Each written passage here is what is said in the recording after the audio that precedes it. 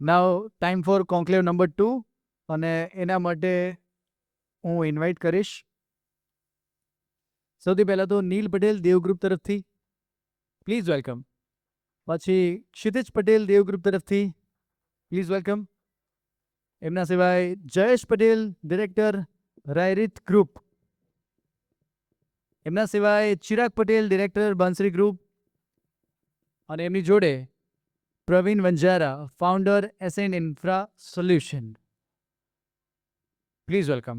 અને ઓલ્સો સનમભાઈને પણ રિક્વેસ્ટ કરીશ કે પ્લીઝ તમે પણ આવી જાઓ. સો કોન્ક્લેવ નંબર 2 એની અંદર આપણે લોકો વાત કરવાની છે કન્સ્ટ્રક્શનની દુનિયામાં સિવિલ એન્જિનિયર્સનું સાચું યોગદાન શું છે. આજના ઝડપી શહેરીકરણ, સ્માર્ટ સિટીઝ અને મોડર્ન ટેકનોલોજીના સમયમાં સિવિલ એન્જિનિયર્સની ભૂમિકા કેટલી બદલાઈ રહી છે એ જાણવાનો આપણે પ્રયાસ કરીશું. અને એના માટે સૌથી પહેલાં સિવિલ એન્જિનિયર્સ વર્સિસ અન્ય સ્ટેક હોલ્ડર્સ આ પહેલો ટોપિક છે, જેમાં પહેલો સવાલ એ થાય છે કે આજના ઝડપી અર્બનાઇઝેશનના સમયમાં આર્કિટેક્ટ, પ્રોજેક્ટ મેનેજર અથવા પોલિસી મેકર સામે સિવિલ એન્જિનિયર્સનું શું અને કેટલું યોગદાન છે અને કેટલું મહત્વનું છે એના વિશે જાણવું છે. હર્ષદીપભાઈ, આપણે જે આમાં કે આ ડિબેટેબલ વસ્તુ છે. જ્યારે બી ચર્ચા થતી હોય છે ને તો કે આર્કિટેક્ટનું કામ આમ છે, સ્ટ્રક્ચરનું આમ છે, સિવિલ એન્જિનિયર એ કોન્ફ્લિક્શન ચાલે જ કરતું હોય છે. તમારું શું કહેવું છે કે એ રોલ કેવી રીતે ડિફાઇન કરશું આપણે? Good evening everyone. પહેલાં તો સિવિક સમિટનું આટલું ખૂબ સુંદર ઇવેન્ટનું આયોજન કર્યું તે બદલ સિવિક સમિટની ટીમને ખૂબ ખૂબ અભિનંદન. સિવિલ એન્જિનિયરિંગમાં દરેક સ્ટેક હોલ્ડરના રોલની જ્યારે ચર્ચા કરીએ તો એમ ઘણીવાર કહેવાતું હોય છે કે મોટા પ્રોજેક્ટ્સનું ફેલિયરનું રીઝન કોઈ મોટા પ્રોબ્લેમ્સ નથી હોતા, પણ નાના નાના પ્રોબ્લેમ્સ જે રિપીટેટિવલી ઇગ્નોર કરવામાં આવે તે પ્રોબ્લેમ પ્રોજેક્ટ્સને ફેલ કરતા હોય છે. કોઈ ડેવલપર જે કોઈ લેન્ડ પાર્સલના ઓનર છે તો ડેવલપરનું એક વિઝન હોય છે કે શું પ્રોડક્ટ બનાવી, કઈ કેટેગરીમાં પ્રોડક્ટ બનાવી, એ એક ડેવલપરનું વિઝન હોય છે. જે આર્કિટેક્ટ ડિઝાઇન સ્વરૂપે તેને કાગળ ઉપર દોરવાનું કામ કરે છે. કોન્ટ્રાક્ટરનું કામ છે મેનપાવર સપ્લાય કરવાનું અને એક્ઝિક્યુશન કરાવવાનું. પણ આ ડેવલપર, આર્કિટેક્ટ અને કોન્ટ્રાક્ટર વચ્ચેનું સૌથી હાર્ટવાળું કામ અને સૌથી અઘરું કામ જે ત્રણેયના કોઓર્ડિનેશન કરવાનું.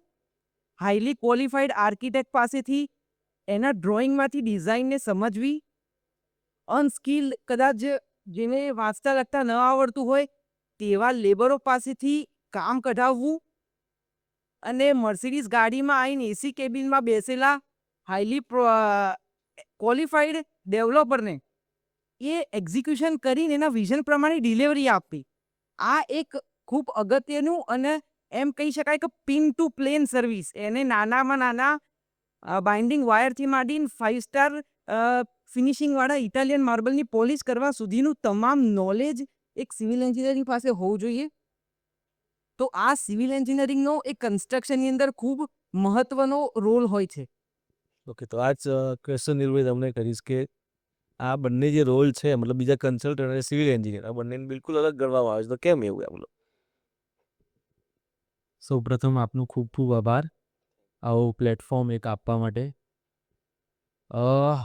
સિવિલ એન્જિનિયર્સ માટે સૌથી પહેલાં તો હું એક ન્યુમેરિકલ પિક્ચર દર્શાવવા માગું છું કે સિવિલ એન્જિનિયરિંગ કેમ મહત્વપૂર્ણ છે આંકડાકીય રીતે. તો આજે આપણે ઇન્ડિયાની જીડીપી છે યુએસ ડોલર ટર્મ્સમાં $3.7 ટ્રિલિયન, જે 4 ટ્રિલિયન એવું અમુક રિપોર્ટ્સ આવ્યા છે કે પહોંચી ગઈ છે. એનું 60% એ રિયલ એસ્ટેટનો ફાળો છે. એટલે તમે ગણશો તો $270 બિલિયન આપણે રિયલ એસ્ટેટમાં ઊભા કરીએ છીએ પેન ઇન્ડિયા.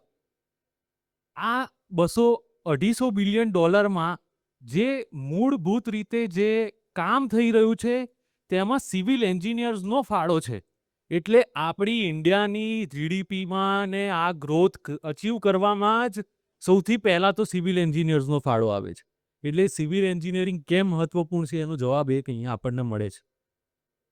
સિવિલ એન્જિનિયરિંગના રોલની વાત કરું તો સિવિલ એન્જિનિયર માત્ર ને માત્ર ખાલી એક્ઝિક્યુશન કરવા માટે એક આપણે જોતા હોઈએ છીએ, પણ એના પૂરતું રેસ્ટ્રિક્ટેડ નથી હોતા. તેમનો બહુ બ્રોડ સ્પેક્ટ્રમ રોલ હોય છે. કારણ કે એક બેર લેન્ડ ઉપર આપ જ્યારે જાઓ છો અને કંઈક નવું બનાવો છો ત્યારે multiple agencies, multiple architects, multiple developers, multiple contractors, multiple labourers સાથે આપણે ડીલ કરવાનું હોય છે અને આ ઓર્કેસ્ટ્રેટ કરવાવાળો એક જ માણસ છે જે સિવિલ એન્જિનિયર છે. એટલે સિવિલ એન્જિનિયરનો આ એક બહુ સારો રોલ છે. અને બીજા રોલની વાત કરું તો બહુ મોટો ફેક્ટર સિવિલ એન્જિનિયરનો સેફટીનો આવે છે. સિવિલ એન્જિનિયરનો જે પ્લાન્સ પર જે વસ્તુ બતાવેલી છે એ જો ડિલિવર કરવી હોય તો એ માત્ર ને માત્ર સિવિલ એન્જિનિયર કરી શકે. એટલે બહુ મહત્વપૂર્ણ રોલ છે આ રીતના. નેક્સ્ટ ક્વેશ્ચન જયેશભાઈ તમને એ જ કરવા માંગીશ કે તમારા મતલબ તમે તો પોતે સિવિલ એન્જિનિયર છો, 3rd જનરેશન કામ ચાલી ગયું છે તમારે આના, તો તમે શું માનો કે સિવિલ એન્જિનિયરનો રોલ શું છે એમ? First of all hello everyone. Civil એન્જિનિયરનો રોલ વિશે હું એ જણાવું છું કે એન્જિનિયર્સ છે ને બહુ બધા હોય છે. જેમ આર્કિટેક્ટ છે એ પણ એન્જિનિયર છે, સ્ટ્રક્ચર છે એ પણ એન્જિનિયર છે, અને એક છે સિવિલ એન્જિનિયર છે. જેમ કે ફર્સ્ટ ઓફ ઓલ કોઈ ડેવલપર છે, આઈ મીન એ જમીન લે છે તો એનો આર્કિટેક્ટની જોડે કેલ્ક્યુલેશન માટે આપે છે કે જેનું પ્લાનિંગ કરાવે છે કે ભાઈ ચલો આ FSI છે, આ પ્લાનિંગ બેસે છે, ચલો એનો બેસ્ટ કમ્પ્યુટરમાં બનાવીને એનું પ્રિન્ટઆઉટ આપે છે કે આ ઓકે અપ્રુવલ છે, બરાબર છે. એ વસ્તુ જાય છે સ્ટ્રક્ચર એન્જિનિયર જોડે. એ પણ એક એન્જિનિયર છે. એ એમનું લોડ કેલ્ક્યુલેશન કરે છે, એ બધું પ્લાનિંગ કરે છે ને એનું પ્રિન્ટ કરીને કાગળ ઉપર લાવે છે કે આ વસ્તુ આપણે બનાવવાની છે. એના પછી આવે છે MEPF કન્સલ્ટન્ટ્સમાં. એમાં છે ઇલેક્ટ્રિક છે, ફાયર છે, સેફ્ટી છે, બધી દરેક વસ્તુ આવે છે. દરેકના એન્જિનિયર જ હોય છે. એ દરેક વસ્તુ ડ્રો કરે છે કમ્પ્યુટરમાં અને કાગળ ઉપર. સિવિલ એન્જિનિયરનો રોલ લાસ્ટમાં એ આવે છે કે આ દરેક વસ્તુને ચેક કરવાનું હોય છે. દરેક વસ્તુના એન્જિનિયર અલગ હોય છે. હવે સિવિલ એન્જિનિયર આર્કિટેક્ટને બી સમજે છે, સ્ટ્રક્ચરને બી સમજે છે અને MEPFને સમજે છે. અને દરેક વસ્તુ ભેગી કરીને એક વસ્તુ જે એને આપવાની હોય છે તે સિવિલ એન્જિનિયર જ કરી શકે છે. એને કોઈ નહીં સમજતું એવું થઈ જાય છે. એટલે હું જ કહું છું કે સિવિલ એન્જિનિયરનો રોલ છે ને બહુ મહત્વ આવે છે બિલ્ડિંગ બનાવવામાં અને ડિલિવર કરવા માટે. એ દરેક વસ્તુની રિસ્પોન્સિબિલિટી એની ઉપર જ હોય છે. દરેક વસ્તુ કે મેં જેમ કીધું કે ભાઈ આર્કિટેક્ટ, સ્ટ્રક્ચર બધું અલગ અલગ હોય છે, પણ છેલ્લે એન્ડ ઓફ ધ પોઈન્ટ એવું જ આવે છે કે ભાઈ સિવિલ એન્જિનિયરે શું કર્યું. એટલે એનો રોલ આખામાં મેન મહત્વનો રોલ છે સિવિલ એન્જિનિયરનો જ હોય છે એમાં. પ્રવીણબેન તો આપણે મોસ્ટલી બધા ઓળખે જ છે, 15-20 વર્ષથી એ આ જ ફિલ્ડમાં છે. એમના માટેનો એક ક્વેશ્ચન એ રીતે છે કે અત્યારે એક્સકેવેશન જે થઈ રહ્યા છે એમાં નવા મશીનો કયા યુઝ થઈ રહ્યા છે અને ભવિષ્યમાં કયા આવશે? નમસ્કાર. નવા મશીનોમાં તો અત્યારે એવું છે કે સૌથી સારું જે કોઈક કામ આપતું હોય તો હોન્ડાઈ મશીન છે. એનાથી અમે શું છે કે કોઈ દિવસે બ્રેકડાઉન બી નથી થતું. SK સાહેબના ત્યાં બી ચાલે છે મારા 2-3 મશીન. ગાંધીનગરમાં 6-7 જગ્યા ચાલે છે મારા મશીનો. બહુ સરસ મશીન છે. એનાથી અમે એક્સકેવેટર કરીએ છીએ. એનાથી થોડું કામ સ્પીડ બી થાય છે અને કોઈના પ્રોજેક્ટ લેટ બી નથી થતા. ટાઈમ ટુ ટાઈમ પ્રોજેક્ટ પૂરા થઈ જાય છે એનાથી. કેમ કે મશીનરી સારી હશે. 215 મશીન છે, 230 બી મશીન છે. જેટલા મશીનો સારા હશે એટલું કામ જલ્દી થશે. હવે સુધીરભાઈ એક ઇન્ટરેસ્ટિંગ ક્વેશ્ચન તમને પૂછું કે તમને શું લાગે છે અત્યારે જે આપણી એજ્યુકેશન સિસ્ટમ છે, જે કોલેજો સિવિલ એન્જિનિયર તૈયાર કરી રહી છે, એનું સ્ટાન્ડર્ડ આપણે શું માનીએ છીએ અત્યારે? એક તમે ક્યાં કન્સિડર કરો છો? અત્યારની કોલેજોનું માનવામાં આવે તો થિયરેટિકલ 4 વર્ષનો એન્જિનિયરિંગનો કોર્સ હોય છે, જેની અંદર મેજોરિટી થિયરેટિકલ પર વધારે ફોકસ કરતી હોય છે આજકાલની કોલેજ. અને જ્યારે એઝ અ સિવિલ એન્જિનિયર જ્યારે અમે પાસ આઉટ થઈને નીકળ્યા તો અમે થિયરેટિકલ નોલેજમાં શીખ્યા. અમુક વાર કોઈ ટોપિકમાં ખબર ના પડે તો લોકો એને મેમરાઇઝ કરી દે, ગોખી દે, એક્ઝામમાં આપીને પાસ થઈ જાય, સારા સ્કોર લઈ આવે. પણ જ્યારે સાઇટ એક્ઝિક્યુશન પર જવાની વાત આવે તો સાઇટ એક્ઝિક્યુશન ઉપર જ્યારે તમે કોઈ એક્ટિવિટી કે કોઈ પ્રોબ્લેમ કે કોઈ વસ્તુ તમે એક્ટિવિટી જુઓ છો ત્યારે તમને રિયલાઇઝ થાય, હા આ એક્ટિવિટી તો હું સેમિસ્ટર 6ના આ સબ્જેક્ટની અંદર હું ભણેલો છું. પણ એ વખતે જો ભણ્યા હો એ સમયે જો કોઈ કોલેજ અથવા તો કોઈ ફેકલ્ટી તમને મોટિવેટ કરીને સાઇટ વિઝિટ અથવા તો પ્રેક્ટિકલી એ એક્ટિવિટી તમે જોઈ હોય તો એની ઇફેક્ટ તમને વધારે આવે. એટલે જ કદાચ તમે D2D કોલેજના જે સ્ટુડન્ટ્સ હશે, ડિપ્લોમા ટુ ડિગ્રીમાં આવેલા હશે, એ લોકોનો એક્સપિરિયન્સ, પ્રેક્ટિકલ એક્સપિરિયન્સ વધારે હોય છે. તો જ્યારે બીટેક એન્જિનિયર વર્સિસ D2Dમાંથી જેને ડિગ્રી કરીને એન્જિનિયર બહાર આવ્યું છે તો D2D વાળાની ટેકનિકલ કોમ્પિટન્સી બીટેક એન્જિનિયર કરતાં વધુ હોય છે. અને પ્રેક્ટિકલ અનુભવ સિવિલ એન્જિનિયરિંગ છે એક આર્ટ છે જેને તમે કોઈ બુકમાં કે પ્રેક્ટિકલી 100% ના શીખી શકો. આપણે એક ન્યુમેરિકલ આવતો મિક્સ ડિઝાઇનનો, જેને કાગળ ઉપર બધા કોલેજમાં ગણીને મિક્સ ડિઝાઇન કાઢી લેતા, પણ એ મિક્સ ડિઝાઇનને જ્યારે સાઇટ ઉપર એક્ઝિક્યુશન કરવાની વાત આવે તો ટેમ્પરેચરના બેઝ ઉપર, તમારો કાસ્ટિંગ ડીલે છે કે જલ્દી છે એના બેઝ ઉપર, એમાં પ્રપોર્શનમાં શું ટેમ્પરરી ચેન્જીસ કરવા, કેવી રીતે એ કાસ્ટિંગને સંભાળવું, આ બધું એ ન્યુમેરિકલમાં નહોતું આવતું. એટલે પ્રેક્ટિકલ અને થિયરેટિકલ બંને નોલેજ હોવા જરૂરી છે. એવું પણ નથી કે ખાલી પ્રેક્ટિકલ નોલેજથી જ થઈ જશે અને તમારા મિક્સ ડિઝાઇનમાં હજી ડીલે છે તો વધારે પાણી નખાઈને કાસ્ટિંગ કરી દો, એવું પણ ના કરાય. એટલે બંને પ્રેક્ટિકલ અને થિયરીનું મહત્વ સરખું છે. એટલે અત્યારની કોલેજોમાં, અત્યારની સારી કોલેજોની અંદર તો પ્રેક્ટિકલ વિઝિટ, સાઇટ વિઝિટ ને બધું કરાવતા હોય છે, બટ સ્ટુડન્ટ્સ અમુક વાર તેને લાઇટલી લેતા હોય છે. બટ પ્રેક્ટિકલ થિયરી નોલેજ બંને ઇક્વલી ઇમ્પોર્ટન્ટ છે સિવિલ એન્જિનિયરિંગ. એટલે આ ક્વેશ્ચન એટલા માટે પૂછ્યો કે જ્યારે અમે કોલેજમાં ચેન સર્વે શીખી ત્યારે બહાર આવ્યા ત્યારથી તો ટોટલ સેશન આવી ગઈ ત્યાં એમ થઈ ગઈ કે પિક્ચર જ નવું કંઈક ચાલુ થઈ ગઈ. એટલે એટલો ડિફરન્સ ઘણી વખતે પડી જતો હોય છે. હા, એટલે આપણા કોર્સિસની અંદર જે મટીરિયલ પેલેટ ને ટેકનોલોજીસ ને એ બધું છે એ વર્ષોથી જે ચાલતું આવે છે, બુક્સ તો અને સિલેબસ અને પીપીટી જે ફેકલ્ટી ભણાવતો હોય છે એ ગઈ સાલના સ્ટુડન્ટ્સનું હોય એ જ આ વર્ષે બી આપી દેતા હોય છે. અને એટલે આરએમસીમાં બી એવું થાય છે કે M30 સુધી આપણે માંડ શીખીએ છીએ અને આ ત્યાં તો 50-60માં આવી ગઈ. હા, એટલે મટીરિયલનું અને ટેકનોલોજી પ્રમાણે કોર્સને પણ અપગ્રેડ વર્ષે 2 વર્ષે કરવું એ ખૂબ જરૂરી છે. આ જ ક્વેશ્ચન તમને પૂછીશ કે એન્જિનિયરિંગ કોલેજમાં જે અત્યારે ડેવલપિંગ થઈ રહ્યું છે એમાં શું અપડેટ કરવા જેવું કંઈ લાગે છે આપણને નિર્મલ? હું મારી જર્નીનો એક્ઝામ્પલ શેર કરીશ અહીંયા. ક્ષિતિજભાઈની જેમ મેં બી મારું બેચલર્સ ડિગ્રી કરી છે નિરમા યુનિવર્સિટીમાંથી સિવિલ એન્જિનિયરિંગમાં. ત્યાં મારો જે સમય હતો ત્યાં હું વાત કરું તો ફર્સ્ટ યરમાં બ્રોડ સ્પેક્ટ્રમ આખું તમને બધા બ્રાન્ચીસનું નોલેજ થોડું થોડું આપે છે અત્યારનો આપણો જે કરિક્યુલમ છે તેમાં. પછી ડિઝાઇનિંગ આવે છે, બિલ્ડિંગ કન્સ્ટ્રક્શન મટીરિયલ્સનો એક સ્કોપ ઓફ વર્ક હોય છે, પછી ટ્રાન્સપોર્ટેશન એન્જિનિયરિંગનું એક શોર્ટ પિક્ચર આપે છે, જેટીઝ અને વોટર વર્ક્સ ને બધાનું થોડું આપે છે, ડેમ્સનો આપે છે સ્ટ્રક્ચર. પણ રિયલ એસ્ટેટની જો વાત કરું તો ઇન ડેપ્થ અત્યારનો જે રિયલ એસ્ટેટ સિનારીઓ છે એની સાથેની ક્યાંક ને ક્યાંક કનેક્ટિવિટીમાં થોડું ડિફરન્સ આપણને દેખાય કે એ કનેક્શન નથી. બીજું, આપણે અલગ અલગ પ્રકારના આઈએસ કોડ્સનો સ્ટડી કરીએ છીએ જેમાં ઓલરેડી આપણા ટેકનિકલ સ્ટાન્ડર્ડ્સ પ્રમાણે બધા નોર્મ્સ આપણને આપેલા છે, જે બહુ સારી વસ્તુ છે. આરસીસીમાં અહીંયા લેકિંગ મને એવું લાગે છે કે ક્યાંક ને ક્યાંક ઇન્ડિયામાં આરસીસી સિવાય સ્ટીલના જે કોડ્સ છે એ ફોરેન ડેવલપ કન્ટ્રીઝના કમ્પેરિઝનમાં ઘણા ઓછા છે.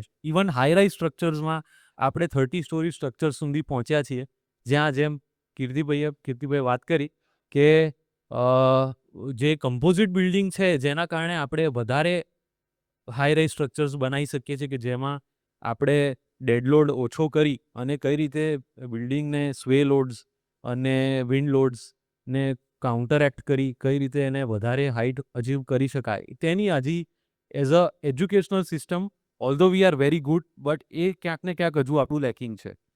આ ભણ્યા પછી મેં એક નાનકડો એક્સપિરિયન્સ મારો 2 વર્ષનો બોસ્ટનમાં નોર્થ ઇસ્ટર્ન યુનિવર્સિટીમાંથી પ્રોજેક્ટ મેનેજમેન્ટનો લીધો. અને ત્યાં મને એ વસ્તુ અલગ દેખાઈ કે જે અહીંયાની આપણી માઇન્ડસેટ ને ફિલોસોફી છે ભણવાની કે જે આપણે વેલ્યુ ટેક્સ્ટબુક નોલેજ ઉપર ફોકસ કરીએ છીએ કે કેટલો સ્કોરિંગ સિસ્ટમમાં કેટલા માર્ક્સ આવ્યા, ત્યાં મને એવું લાગે છે કે એના કરતાં સ્ટુડન્ટોને બહુ છૂટા મૂકી દેવામાં આવે છે, જ્યાં એક બેઝિક અન્ડરસ્ટેન્ડિંગ ક્લાસરૂમમાં આપી અને બહુ સેલ્ફ લર્નિંગમાં અસાઇનમેન્ટ બેઝ લર્નિંગ, પછી કોઓપ એન્ડ ઇન્ટર્નશિપ પ્રોગ્રામ્સ પર ખૂબ જ મહત્વપૂર્ણ, જે આપ અહીંયા પ્રયત્ન કરી રહ્યા છો, હું જોઈ રહ્યો છું. તો કે 1 વર્ષનું મારું ભણતર પત્યા બાદ મને 6 મહિના ફિલ્ડમાં મૂકવામાં આવેલો ત્યાં, જ્યાં મેં લોકલ રિયલ એસ્ટેટ ડેવલપર સાથે 6 મહિના સમયગાળો વિતાવ્યો કે ત્યાં કઈ રીતે કામ થાય છે વુડ ફ્રેમ સ્ટ્રક્ચર્સમાં.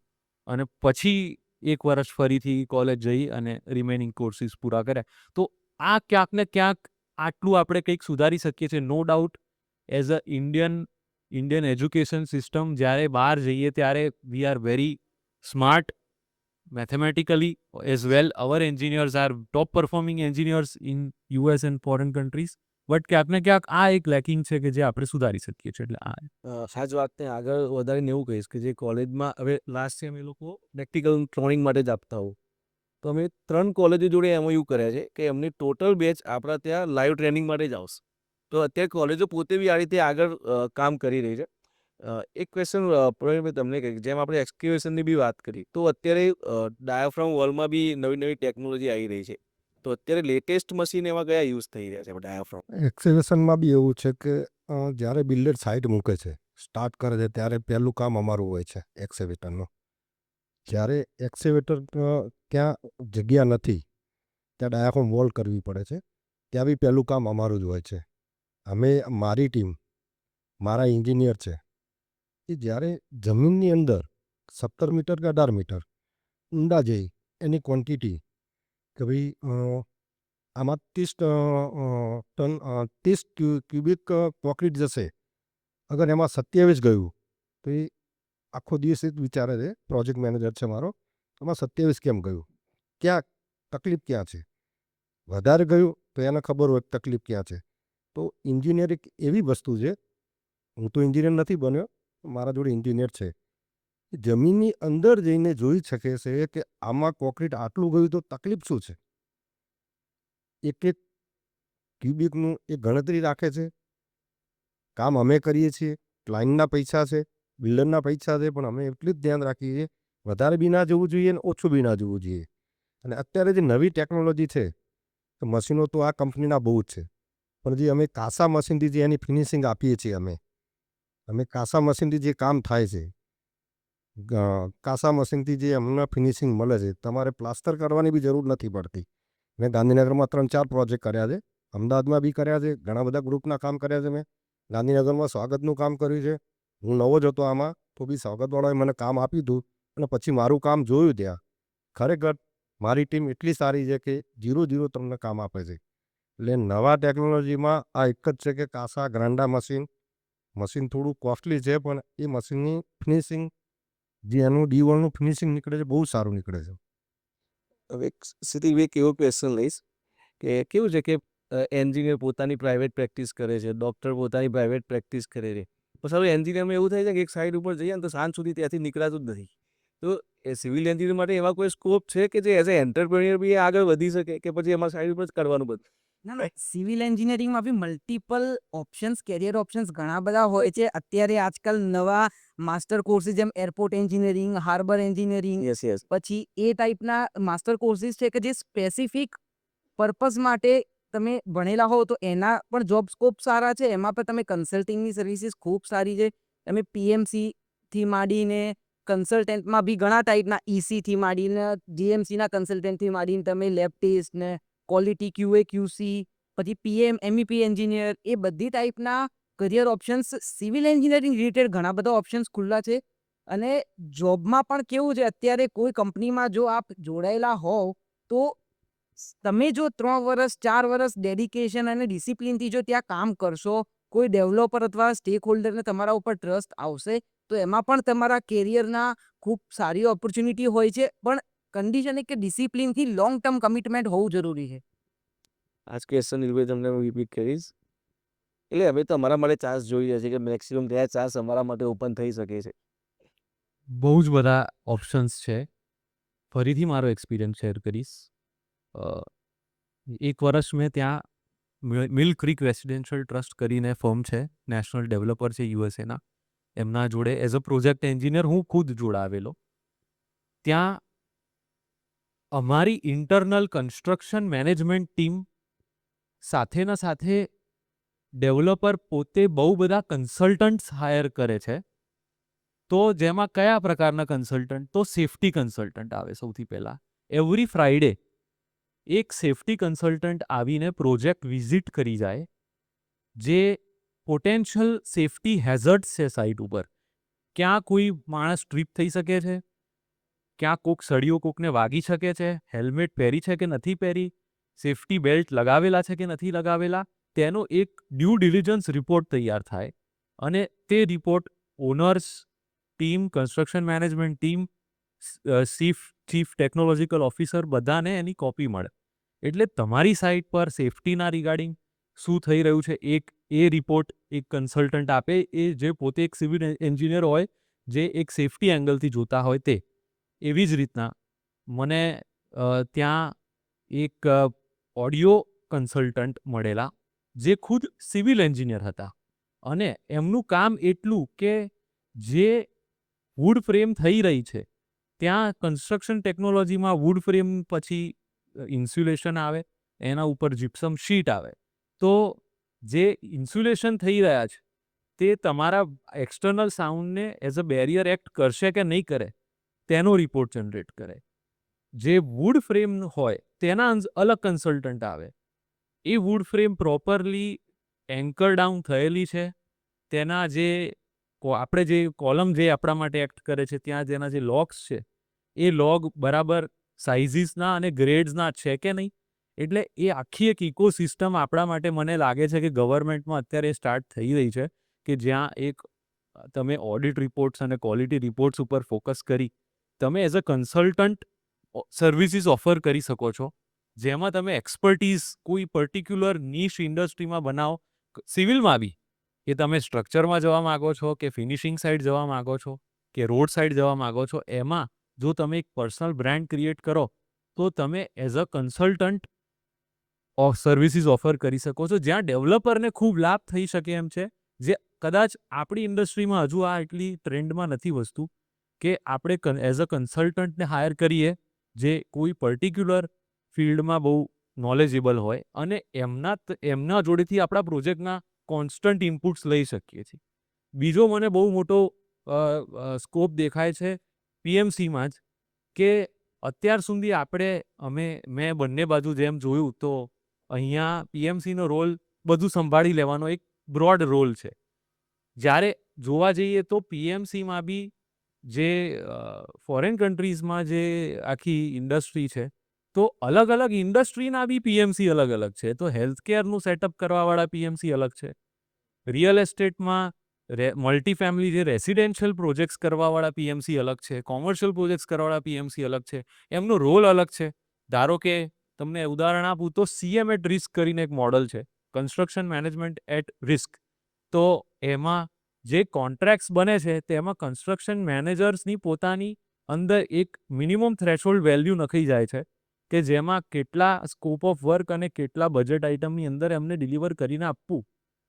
એવી જ રીતે આપણે અહીંયા ક્યાંક ને ક્યાંક એવા કોન્ટ્રાક્ટ્સ અને અલગ અલગ મોડલ્સ જે પીએમસી આવીને કંઈક આપી શકે ડેવલપરને, કે આટલા કોસ્ટિંગમાં આ રીતના કાં તો આ સ્કોપ ઓફ વર્કમાં કામ થઈ શકે એમ છે, કાં તો આ વેરિયેબલ્સમાં કામ થઈ શકે એમ છે. એવા અલગ અલગનો ઘણો બધો આપણી પાસે હજુ પણ બંને ઈસ્ટ અને વેસ્ટ વચ્ચે જ આટલો ગેપ છે હજુ. હા, હા. તમારું આમાં હજુ એક ગ્રીન બિલ્ડિંગ કન્સલ્ટન્ટ, પછી હજુ નવા ઇનોવેશન લઈને લોકો આવતા હોય છે. અત્યારે પાર્કિંગ કન્સલ્ટન્ટ અવેલેબલ હોય છે, કે સ્પેશિયલી તમારા કોમ્પેક્ટ બિલ્ડિંગમાં અત્યારે જે પાર્કિંગની સમસ્યાઓ ધીરે ધીરે વધતી જાય છે, તો પાર્કિંગ પણ ઓછી સ્પેસમાં મેક્સિમમ કેવી રીતે સેટ કરવું. એટલે આ બધા, જો તમે કયા ફિલ્ડમાં એક્સપર્ટ છો, કઈ જગ્યાએ તમે તમારું નોલેજ એપ્લાય કરીને શું સર્વિસીસ આપી શકો છો, એ ખૂબ મહત્વનું છે. અને અત્યારે સિવિલ એન્જિનિયરિંગ એક એવો આર્ટ છે કે જે કોમ્પ્યુટર, કદાચ આઈટી કોમ્પ્યુટરની જોબ એવી હશે કે એક કોડિંગ લેંગ્વેજ શીખવાથી તમે ઘરે બેઠા બેઠા એકવાર શીખ્યા લેંગ્વેજ એટલે એના ઉપર કામ કર્યા કરશો. પણ સિવિલ એન્જિનિયરિંગમાં એવો કોઈ એસઓપી, કોઈ થંબ રૂલ નથી. તમારે એમાં ઇનોવેશન અને ટેકનોલોજીની સાથે સાથે અપગ્રેડ થતા જ રહેવું પડશે. હવે આપણે કોન્ક્લેવની એન્ડમાં એક એવો ક્વેશ્ચન પૂછીશ કે તમારે કોઈ એવો એક્સપિરિયન્સ થયો છે સિવિલ એન્જિનિયર માટે, કે આપણા કોઈ એન્જિનિયર એવું કંઈ કામ કરે કે જેનાથી આપણા આખા પ્રોજેક્ટમાં મતલબ એક સ્પીડ અપ થઈ ગયું હોય, તો કંઈક સારું બેનિફિટ થયો હોય, કે એવું કંઈ એક્સપિરિયન્સ શેર કરશો હવે? સિવિલ એન્જિનિયરિંગના એક્સપિરિયન્સમાં તો હું જણાવું તો કેવું છે કે time saved is money earned. Site ઉપર તમે સમય બચાવશો તો એ તમારા પૈસા કમાયા બરાબર જ છે. અને કોઈ પણ પ્રોજેક્ટ 3 વસ્તુ ઉપર મેઇનલી ફોકસ છે: ટાઈમલાઈન, કોસ્ટ અને ક્વોલિટી.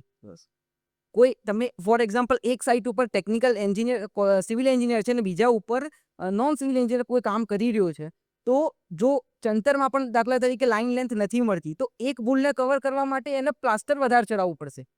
4 mm પ્લાસ્ટર વધારે ચડાવશે તો એની 30% ત્યાં કોસ્ટ વધી જશે. જો પ્લાસ્ટર વધારે ચડાવ્યા પછી પણ એ પુટ્ટી વખતે ફરીથી એ ભૂલને રિકવર કરવા માટે ફરી બીજી એક કરવું પડશે. અને આ બધું કર્યા પછી પણ જ્યારે પોઝિશન આપશો ત્યારે એમાં તો ક્રેક ડેવલપ થશે. એટલે જ્યારે એક્ઝિક્યુશન થતું હોય ત્યારે સિવિલ એન્જિનિયરનું હોવું, એ પણ ટેકનિકલ સિવિલ એન્જિનિયરનું હોવું એ ખૂબ જરૂરી છે. આ એક મટીરિયલ સેવિંગની વાત થઈ.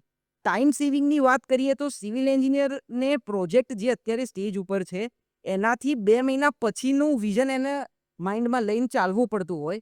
અત્યારે કોઈ વસ્તુનો લીડ ટાઈમ 15 દિવસનો છે અને એને એ લાઈન 10 દિવસ રહીને મળવાની છે, તો એને એ વસ્તુ આજે જ ઓર્ડર કરવી પડે અથવા તો એનું ક્વોન્ટિટી ગણીને એનું એક્ઝિક્યુશન માટે પ્લાનિંગ કરવું પડે. એ ટાઈમ લીડ પછી એક્ટિવિટી પૂરી થાય ને એનો સમય આવે પછી એ જો જાગશે તો ભાઈ હવે મારે આ કામ કરવાનું છે, તો એ બીજા 15 દિવસનો પ્રોજેક્ટ ડિલે થશે. તો ટાઈમ પણ પ્રોજેક્ટનો જો ડિલે થશે તો પણ એ કોસ્ટ ઉપર ઇફેક્ટ કરશે, ક્વોલિટી પણ ઇફેક્ટ કરશે. એટલે આ ત્રણેય વસ્તુને સાથે લઈને ચાલવું સિવિલ એન્જિનિયરિંગ માટે ખૂબ જરૂરી છે.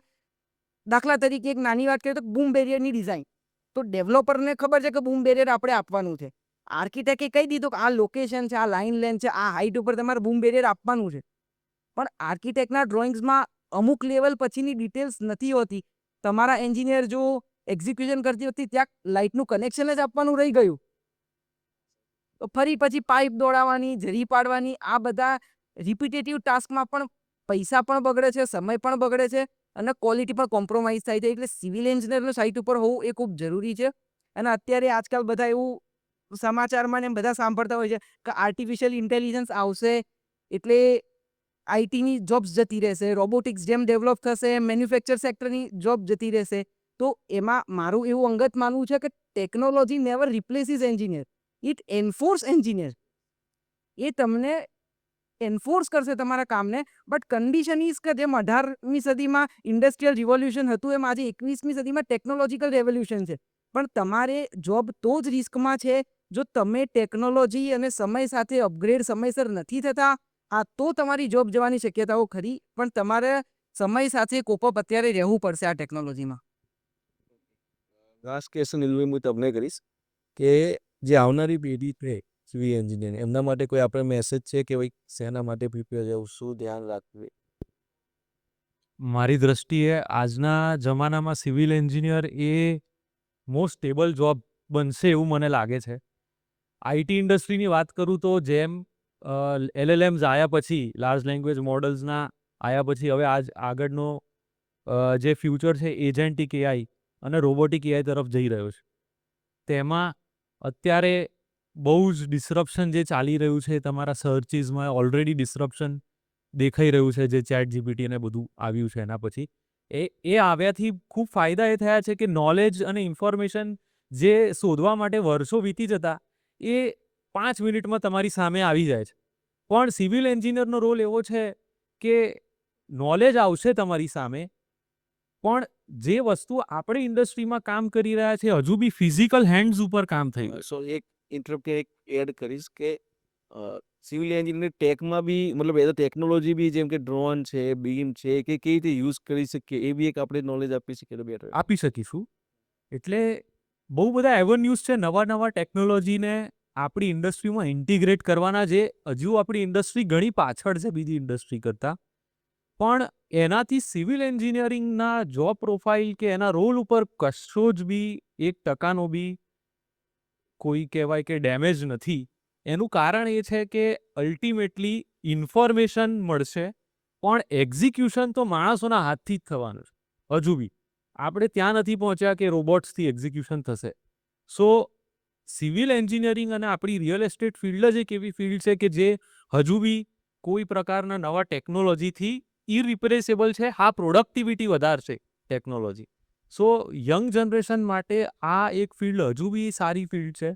અને બીજું, જે એઆઈનો જે ગ્રોથ થઈ રહ્યો છે તેમાં ખૂબ જ મોટી રિક્વાયરમેન્ટ હાર્ડવેરની છે અને એ હાર્ડવેરની પાછળ બી રિયલ એસ્ટેટ જોડાયેલું છે. એટલે ક્યાંક ને ક્યાંક ડેટા સેન્ટર્સની જરૂરિયાત, તેની પાછળની સિવિલ એન્જિનિયરિંગ પ્લાનિંગની જરૂરિયાત, તેના ટેમ્પરેચર કંટ્રોલ્સ બહુ મોટો ફાળો એમાં જાય છે. કઈ રીતે સ્ટ્રક્ચર કેવી રીતે બનાવવું, એટલે એમાં ઘણા બધા ગ્રોથ પ્રોસ્પેક્ટ છે જે આપણા ઇન્ડસ્ટ્રીમાં આવી શકે એમ છે. આપણા ઇન્ડસ્ટ્રીની વાત કરું તો હજુ બી જે ટેકનોલોજી ઓલરેડી મેચ્યોર થઈ ગઈ છે એક જગ્યાએ, તે હજુ ઇન્ડિયામાં ઘણું ગ્રોથ પોટેન્શિયલ ધરાવે છે, જે હું ચર્ચા કરવા માંગીશ કે ક્લાઉડ પ્લેટફોર્મ્સ. તો આજે હું જોઈ રહ્યો છું કે આપણે અહીંયા બહુ બધું કામ ટેલી પર થાય છે. અને રવિભાઈએ વાત કરી, ડીજીક્યુસીની ખૂબ સરસ વાત કરી. તો બહુ ઓછું પેનિટ્રેશન છે. તો ઘણી બધી એવી ટેકનોલોજીસ છે. હું એક્ઝામ્પલ આપીશ, પ્રોકોર ટેકનોલોજીસ કરીને અગેન છે કે જે cloud base construction management platform છે, જ્યાં શું શું થાય છે. તો ત્યાં તમારું ઇનિશિયલ પ્રી કન્સ્ટ્રક્શન પ્લાનિંગ થાય છે, એટલે તમારા બજેટ બને છે. એની અંદર ડિટેલ કન્સ્ટ્રક્શન એસ્ટિમેશન ને બીઓક્યુ પ્લાનિંગ થાય છે. તેમાં દરેક આર્કિટેક્ટ સાઇન અપ કરી તેમના ડ્રોઈંગ્સ અપલોડ કરે છે. એ ડ્રોઈંગ્સ કન્સ્ટ્રક્શન ટીમને પહોંચે છે. એના પર એક્ઝિક્યુશન થાય છે. એ ડ્રોઈંગ્સમાં ક્યુસી જે છે, તો તમે એઝ અ એન્જિનિયર સાઇટ ઉપર ક્યાંય પ્રોબ્લેમ જોયો, તો તમે એ જ પ્લેટફોર્મ પર જઈને તમારા પ્રોબ્લેમ્સને પિન કરી શકો છો ડ્રોઈંગમાં. તો જ્યારે બી તો કોઈ બી માણસ, કોઈ બી સિનિયર માણસ કે જુનિયર માણસ એક જ ડ્રોઈંગ જોવે કે જેમાં શું પ્રોબ્લેમ ચાલે છે, તો વધારે સારું કમ્યુનિકેશન થાય છે. પછી ક્યુસીમાં શું પ્રોબ્લેમ્સ છે, તેનું ફોટોગ્રાફિક ડેટાબેઝ થઈ શકે એમ છે. તમારા ટીમ સાથેની થયેલી કન્સ્ટ્રક્શન મિટિંગના દરેક મિટિંગ મિનિટ્સનું રેકોર્ડિંગ તમે એ પ્લેટફોર્મ પર કરી શકો એમ છે. એટલે એક આખું શું કહેવાય કે એન્વાયરમેન્ટ ડિજિટલ ક્રિએટ થઈ શકે એમ છે, જેની તાત્કાલિક રીતે હાલ રિક્વાયરમેન્ટ છે, જે આપણે કરી શકીએ છીએ અને આપણી પ્રોડક્ટિવિટી ઘણી સારી વધારી શકીએ છીએ. એટલે આ ફિલ્ડમાં સિવિલ એન્જિનિયર્સની ખૂબ જ સારી ડિમાન્ડ રહેવાની છે એવું દેખાય છે. અને હજી તો ઘણા બધા એવન્યુઝ છે કે જેમાં આપણે એક્સપ્લોર કરી અને આપણે ગ્રો થઈ શકીએ છીએ, ખાસ કરીને ઇન્ડિયામાં, એવું મને લાગે છે. લાસ્ટ ક્વેશ્ચન તમે ક્ષિતિજભાઈ કહ્યું કે સિવિલ એન્જિનિયરને ટેક એન્જિનિયર બનવાની જરૂર છે. હા, સિવિલ એન્જિનિયરિંગ એ ટેક એન્જિનિયર બનવાની જરૂર છે, પણ ટેક એન્જિનિયરિંગના ટેકનોલોજીના બે પાસા છે. કઈ ટેકનોલોજી, અત્યારે બધી જ ટેકનોલોજી સારી છે, પણ તમારા માટે કઈ ટેકનોલોજી બેસ્ટ છે એ તમારે આઈડેન્ટિફાઈ કરવાનું છે. હોટલના મેન્યુ જેવું છે અત્યારે કે 25 ટેકનોલોજી છે, પણ કઈ ટેકનોલોજી તમારા પ્રોજેક્ટમાં બેસ્ટ શૂટ કરશે એ સિલેક્શન કરવું એ બહુ ઇમ્પોર્ટન્ટ છે. કોઈ એક્સપિરિયન્સ થયો કોઈ સાઇટમાં કે જે ચારે બાજુ બિલ્ડિંગ્સ હતા અને તમે બેઝમેન્ટમાં કદાચ ડાયફ્રામ વોલ ન કરીને રિટેનિંગ વોલ કરવા ગયા, કદાચ અનુભવ સારો ન થયો, તો એનો મિનિંગ એવો નથી કે ડાયફ્રામ આપણે નેક્સ્ટ પ્રોજેક્ટ જે કરીએ છીએ એમાં ચારે બાજુ ખુલ્લી જગ્યા છે, ત્યાં ડાયફ્રામ વોલ કરવી. ડાયફ્રામ વોલની ટેકનોલોજી કઈ જગ્યાએ સુટેબલ છે, ક્યાં નથી, એ ડિસિઝન લેવું એ વાઇઝ ડિસિઝન છે. આપણું બિલ્ડિંગ G+7 છે, બાજુવાળાનું G+14 છે, એને ક્રેન લગાવી તો આપણે ક્રેન લગાવવી એ જરૂરી નથી. એ મહત્વનું ડિસિઝન છે. કોઈકે ધારો કે કોઈ પ્રોજેક્ટ એ ડિસિઝન થયું સ્પેસિફિકેશનના બેઝ પર. બીજું લોકેશન અને તમારા કોસ્ટ ફેક્ટર, ફાઇનાન્સ ફેક્ટર, કેશફ્લોના ફેક્ટર પર પણ ડિસિઝન લેવું જોઈએ કે 70 મીટરનું બિલ્ડિંગ હોય તો આજે મારા કોઈ 2 પ્રોજેક્ટ ચાલતા હોય તો એક પ્રોજેક્ટની અંદર હું માય વન ટેકનોલોજીથી કામ કરું છું, એનો કેશફ્લો સારો છે, એ ફાસ્ટ મૂવિંગ ગુડ છે, એ ડિમાન્ડમાં પ્રોડક્ટ છે, બીજી પ્રોડક્ટ ડિમાન્ડમાં કદાચ નથી, તો એ જગ્યાએ હું માય વન ટેકનોલોજી સુટેબલ છે નથી, એ પણ ડિસિઝન લેવું, એ પણ વાઇઝ ડિસિઝન. એટલે ટેકનોલોજીનો ઉપયોગ સમજી વિચારીને કરવો જોઈએ. કઈ જગ્યાએ કરવો જોઈએ, કેટલો કરવો જોઈએ, એ પણ ખૂબ મહત્વની વસ્તુ છે. કોઈ સાઇટ એક પ્રોજેક્ટ 10 લાખ ફૂટનો હોય, બીજો પ્રોજેક્ટ 2 લાખ ફૂટનો હોય, તો એક પ્રોજેક્ટની બંને પ્રોજેક્ટમાં કદાચ તમે સ્ટોક મેનેજમેન્ટ કરવાનું સોફ્ટવેર લઈ લીધું, પછી માર્કેટમાં ઘણા બધા સોફ્ટવેર આવે છે, લેબર મેનેજમેન્ટ સોફ્ટવેર આવે છે, HR સોફ્ટવેર આવે છે, પછી એક ટાઈમે એવું થાય કે તમારા પ્રોજેક્ટના સોફ્ટવેરમાં ડેટા નાખવા માટે 3 એન્જિનિયર નવા રાખવા પડે, તો એ પણ પ્રોડક્ટિવિટીનો વેસ્ટેજ થાય. એટલે તમારો પ્રોજેક્ટ 10 લાખ ફૂટનો હોય તો તમે એમાં બધું ઇન્ટિગ્રેટ કરો, આ સોફ્ટવેર લાવો, પેલું લાવો, કયા સ્કેલનો પ્રોજેક્ટ છે એ જ. અત્યારે આજકાલ ગાંધીનગર, અમદાવાદમાં માય વન ટેકનોલોજી આવી છે. આ ટેકનોલોજી મુંબઈની અંદર છેલ્લા 10 વર્ષથી હતી, પણ અત્યારે નીડ ઓફ ધ ટાઈમમાં એ ટેકનોલોજી ગાંધીનગર, અમદાવાદમાં ફાસ્ટ એક્ઝિક્યુશનમાં, લેબર શોર્ટેજમાં જરૂર પડી છે, એટલા માટે આવી છે. અત્યારે કદાચ મુંબઈની અંદર સ્લીપ ફોર્મવર્ક ચાલે છે, તો એ સ્લીપ ફોર્મવર્ક અત્યારે અમદાવાદ, ગાંધીનગરમાં વાયબલ નથી, અને કદાચ માય વન અત્યારે કોઈ તાલુકા પ્લેસ પર વાયબલ નહીં થાય. એટલે સમય અને નીડ ઓફ ધ ટાઈમમાં કઈ ટેકનોલોજી વાપરવી એ મહત્વનું ડિસિઝન છે. એટલે ટેક એન્જિનિયર બનવું ખૂબ જરૂરી છે, પણ smart. Thank you. Thank you so much. Completely informative conclave હતું આ પાર્ટ 2. અને એક વખત જોરદાર તાળીઓ Neel Patel from Dev group, Kshitij Patel from Dev group, Jayesh Patel from રાયરિત group and Pravin Vanjara from Ascent Infra solution.